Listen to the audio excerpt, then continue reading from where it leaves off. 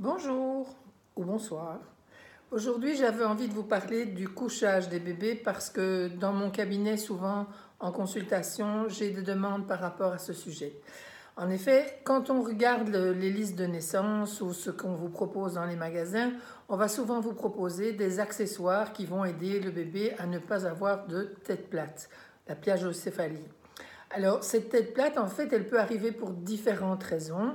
Une des raisons, ça peut être tout simplement une position du bébé dans le ventre de sa maman. Pardon, ça peut être une position pendant l'accouchement ou des pressions particulières pendant l'accouchement. Pas seulement sur la tête d'ailleurs, mais souvent les plagiocéphalies sont aussi causées par des tensions qui viennent dans le dos, dans le haut, dans la nuque, dans le haut du dos du bébé. Donc, généralement, on va vous dire, pour éviter la plagiocéphalie, il faut utiliser des accessoires. C'est très bien pour les marchands, c'est génial, ils vont se faire plein de sous, parce que bien sûr, on n'a pas envie de ça pour son bébé. Le problème, c'est que ces accessoires, au contraire, vont accentuer le problème. Le plus important pour un bébé, c'est de pouvoir mobiliser sa tête. Il faut qu'il puisse bien tourner sa tête des deux côtés sans avoir de contraintes. Et vous verrez que certains bébés ont tendance à rester plus d'un côté quand on les dépose, quand ils dorment, quand on les prend dans les bras, même parfois. Parfois, il y a des bébés qui ont des difficultés à téter d'un côté alors que de l'autre côté, ça va bien.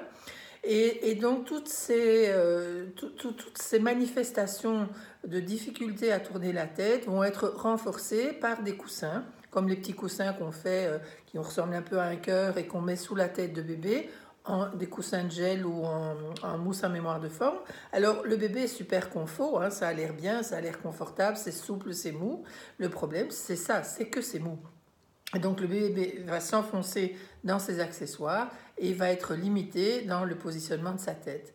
Même chose de mettre un bébé dormir dans un coussin d'allaitement, par exemple. Pas si vous mettez le coussin autour, mais si vous mettez le bébé dans le coussin. Pareil si vous le mettez dans le maxi-cosy, pareil si vous le mettez dans un transat. Tous ces accessoires, à part le petit coussin de tête qu'il faut vraiment ne pas acheter, ne jetez pas votre argent là-dedans, tous ces accessoires vont être intéressants quand on fait une papote avec bébé, c'est-à-dire que pendant quelques minutes, vous êtes occupé, vous avez les deux mains occupées et vous avez envie de papoter avec bébé pendant que vous faites ce que vous avez à faire. Là, il n'y a pas de souci. Ou bien vous jouez, vous rigolez un peu, vous faites le clown devant bébé. Tout ça, il n'y a pas de problème. Mais surtout, ne pas laisser dormir le bébé dans le transat, dans le maxi-cosy, dans le coussin d'allaitement ou dans les doumeaux, etc. Tous ces coussins mous qui empêchent le bébé de bouger. Alors, quelle est la meilleure prévention pour la plagiocéphalie? Évidemment, c'est de porter bébé, de le déposer sur un plan dur sur lequel il va pouvoir bouger facilement, mais surtout de ne pas le laisser tout le temps sur ce plan dur. Donc ce qui compte, c'est de varier les positions, de varier aussi les zones d'intérêt pour le bébé. Les petits bébés vont être attirés souvent par la lumière ou par un objet particulier.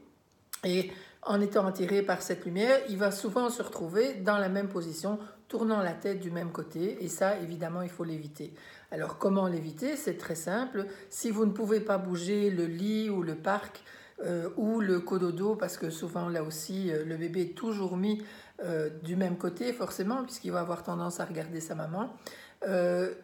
Il suffit simplement de tourner le bébé dans l'autre sens et de mettre les pieds à la place de la tête. Et à ce moment-là, le bébé va automatiquement tourner la tête de l'autre côté. Si vous voyez qu'il a un problème, il vaut mieux aller consulter, soit en thérapie crânio-sacrée, soit un ostéopathe. Demandez l'avis de votre pédiatre. Mais il faut savoir que les professionnels ne repèrent pas toujours les plagiocéphalies suffisamment tôt et qu'ils attendent souvent longtemps avant d'agir, ce qui n'est pas une bonne idée parce qu'on a un meilleur résultat si on agit avant 5 mois. Donc, je reviens au couchage. Pour coucher un bébé, il vaut mieux avoir un plan dur, un plan qui n'est pas encombré aussi, avec des coussins, des oreillers, des pluches, etc. C'est important de l'orienter différemment dans la journée pour que bébé puisse regarder des deux côtés. Aidez-le aussi avec des petits jeux simplement en l'attirant d'un côté pour qu'il regarde par là et puis en l'attirant de l'autre côté pour qu'il regarde par là. ou simplement avec votre tête. Si vous n'avez pas de jeu sous la main, il n'y a aucun souci, le bébé va essayer de vous suivre. Et si vous voyez qu'il est en difficulté d'un côté, c'est qu'il y a un problème et il vaut mieux agir assez rapidement. J'espère que cette petite capsule vous aidera. Si vous avez des questions, mettez-les en dessous de la vidéo et j'essaierai d'y répondre le mieux possible et le plus complètement possible. Voilà, à la prochaine fois. Au revoir, Dominique, sage-femme.